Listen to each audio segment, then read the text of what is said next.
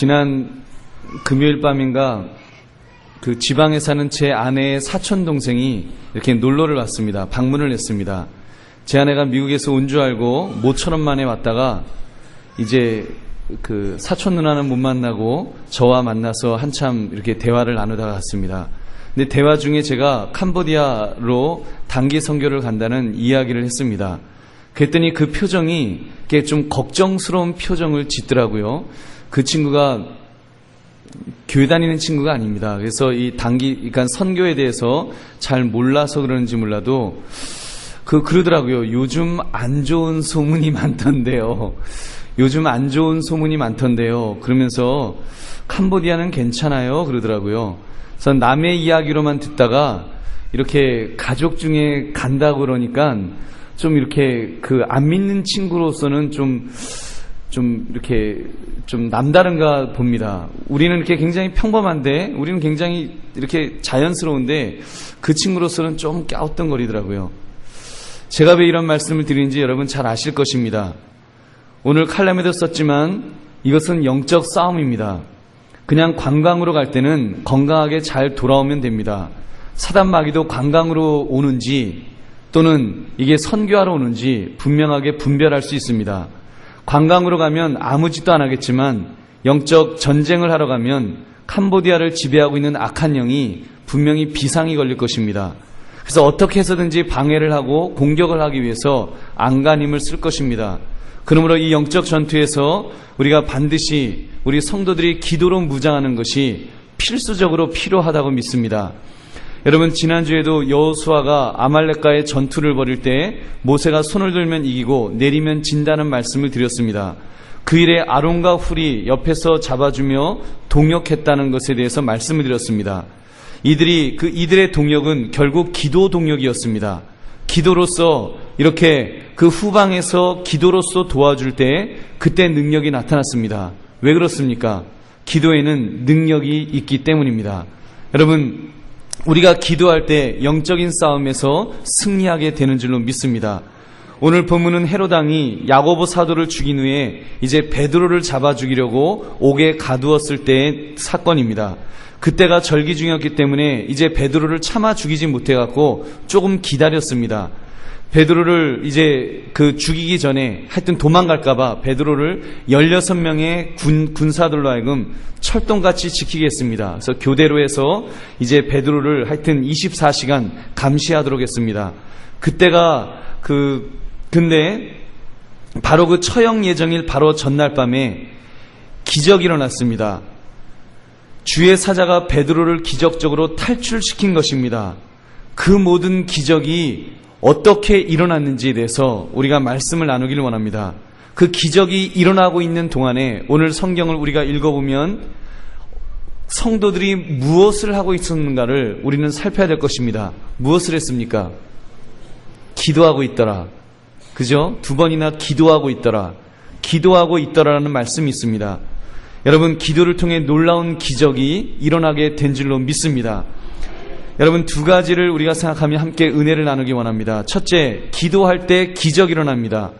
헤롯 왕이 교회를 핍박하기 시작했습니다. 그는 교회를 핍박함으로 유대인들의 환심을 사서 정치적인 안정을 꾀하려고 했습니다. 먼저 그는 교회의 우두머리 격인 야고보를 처형했다 그랬습니다. 그리고 이제 베드로를 처형하면 이제는 다 끝난다 싶어서 기다렸습니다. 절기 중이었기 때문에 기다렸다 그랬습니다. 그래서 하룻밤만 지나면 이제 D-Day, 베드로를 죽일 수 있는데 그래도 절기이기 때문에 그날은 참았습니다. 참고 있는 동안 하여튼 이 헤롯 왕이 지킬 수 있는 한 최선을 다했습니다. 하루아침에 이 지도자 2사람을 죽이면 이제 다 끝난다. 그래서 이렇게 그 베드로가 도망가지 못하도록 지켰는데 여러분, 그들이 무엇을 하였습니까? 그때 이 교회에 있던 사람들, 교회에서 성도들은 무엇을 했는가를 조금 전에 우리가 말씀을 나누었습니다. 5절의 말씀 우리 함께 읽어볼까요? 5절 시작. 이에 베드로는 옥에 갇혔고 교회는 그를 위하여 간절히 하나님께 기도하더라. 여러분, 이때 빛을 발하는 것이 기도라고 하는 무기입니다. 교회는 옥에 갇힌 베드로 사도를 위해서 간절히 기도하기 시작합니다. 그리고 그 기도는 베드로가 옥에서 나오는 순간까지 계속되었다고 말씀합니다. 우리 12절 말씀도 우리 함께 읽겠습니다. 시작. 깨닫고 마가라 하는 요한의 어머니 마리아의 집에 가니 여러 사람이 거기에 모여 기도하고 있더라. 무엇을 하고 있었다고요? 기도하고 있더라. 사랑하는 성도님들, 거기에 모여 기도하고 있더라. 이 예루살렘 교회의 모습처럼 우리 한강교회도 모여 기도하고 계실 줄 믿습니다. 아멘하신 분들 분명히 기도하실 줄로 믿습니다. 여러분, 단기 선교도 이 몇 년 전과 비교하면 여러 가지로 많이 험악해졌습니다. 과거에는 참 편안하게 좀 단기 선교를 다녀온 것 같습니다. 근데 요즘은 점점 어려워집니다. 몇 년 전 여러분 기억하시죠? 2년 전인가요? 그 분당 샘물교회 단기 선교팀 아프가니스탄에서 핍박을 받았습니다. 인솔하신 배영국 목사님 그리고 심성민 성도님 그 순교하는 일을 우리는 그 신문지상을 통해서 보았습니다. 터키에서는 그 독일 선교사님 또 현지인 2명이 아주 비참하게 그 고문을 당하다가 그렇게 순교했습니다. 그 터키 선교사님이 틸만 게슈케라는 분이고 그리고 현지인이 네키티 아이딘, 우그르 유크셀 이런 분들이 그렇게 아주 비참하게 순교했습니다. 얼마 전에 예멘에서 납치 사건이 일어났습니다. 독일 선교사님 그 가족이 다 죽고 그리고 엄명선 자매님인가 의료 선교하다가 그러다 이렇게 순교했습니다. 또 작년 8월에는 인도에서 극렬주의자들이 교회를 한 400개 불태우는 일도 있었습니다. 그리고 또다시 몇 주 전에 또다시 이렇게 그 교회를 이슬람 사람들이 교회를 공격하는 일들이 일어났습니다. 그런 순교 소식뿐만 아니라 사스에 대한 위험도 있죠. 말라리아도 있죠. 조류독감에 대한 위험도 있습니다. 저희 매영 목사님은 그 단기 선교 갔다가 얼마 있다가 말라리아가 이렇게 잠복해 있다가 그게 나타나서 한동안 고생한 적도 있습니다. 거기에 중국에서는 또 패스트가 부활하고 있다는 소식까지 들립니다. 여러분, 우리가 적어도 이 단기 선교가 영적 전쟁이라는 것을 생각한다면 우리가 더 기도해야 할 줄로 믿습니다. 특히 또 담임 목사인 저까지 가니까 여러분 더 기도해 주실 줄로 믿습니다. 누가 기도해 주겠습니까? 바로 여러분들이 기도해 줄 때 단기 선교팀이 또 힘을 받을 수 있을 줄로 믿습니다. 새벽 기도회가 평소보다 더 많이 나오게 될 줄로 믿습니다. 신 목사님이 체크할 겁니다. 여러분, 그래서 제가 늘 주장하는 말이 있지 않습니까? 맞고 잘하지 말고 맞기 전에 잘하자. 마찬가지입니다. 사고 터진 후에 기도하지 말고 여러분 사고 터지기 전에 기도해서 사고를 미리 막자. 여러분, 이것이 영적 지혜인 줄 믿습니다. 그러므로 우리가 기도를 통해서 또 이렇게 우리 단기 선교팀 잘 갔다 올 수 있는 그리고 효과적인 그런 사역을 감당할 수 있도록 위하여 기도해 주시기를 주님의 이름으로 부탁드립니다. 두 번째는 하나님의 능력은 세상이 감당할 수 없습니다. 왜 기도가 무섭습니까? 전능하신 하나님께서 일하실 때 세상 어떤 것도 감당할 수 없기 때문입니다. 오늘 본문의 헤롯을 보십시오. 헤롯은 옥에 가둔 베드로가 빠져나갈까봐 얼마나 조심했는지 모릅니다. 이전에 옥에 갇혔던 사도들을 주의 사자가 밤에 끌어낸 사건도 그가 아마 알고 있었을 것입니다. 그래서 헤롯은 16명의 군사로 하여금 교대로 지키도록 그렇게 철통같이 했습니다. 2명의 군사는 아마도 베드로 양옆에서 감시하고 2개의 쇠사슬로 베드로를 묶어두었습니다. 베드로가 무슨 최고 흉악범이나 되는 듯이 그렇게 꽁꽁 묶고 그리고 또 철문을 잠그고 밖에는 또 군사가 또 지키고 이렇게 있었습니다. 헤롯은 그렇게 하면 베드로가 절대 감옥에서 빠져나갈 수 없을 것이다 확신했을 것입니다. 베드로를 하여튼 내일은 내가 죽인다 이런 마음을 가지고 이제 헤롯이 준비했습니다. 근데 하나님은 헤롯의 그 치밀함을 비웃기라도 하시듯 천사를 보내셔서 너무 쉽게 베드로를 구하여 주신 줄로 믿습니다. 단단한 쇠사슬은 힘없이 풀렸고요. 16명의 군사들은 허수아비나 다름이 없었으며 견고한 쇠문은 저절로 열리게 된 것입니다. 여러분, 무엇을 할 수 있습니까? 세상의 어떤 힘도 하나님을 이길 수 없다는 것입니다. 세상의 어떤 핍박과 어려움도 하나님을 막을 수 없는 줄로 믿습니다. 여러분, 이런 말을 들어보셨습니까?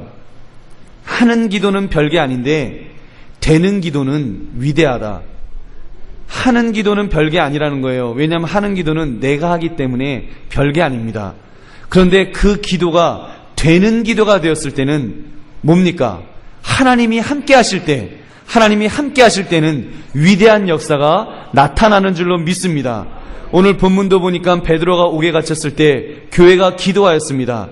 기도는 별것이 아닌데 그 기도가 되는 기도가 되니까 기적이 일어났습니다. 전능하신 하나님의 능력이 나타나서 헤롯을 완전히 그 비웃기나 하듯이 모든 일들이 이렇게 잘 풀려나가는 것을 우리가 볼 수 있습니다. 그렇습니다. 우리도 믿음으로 그냥 기도합시다.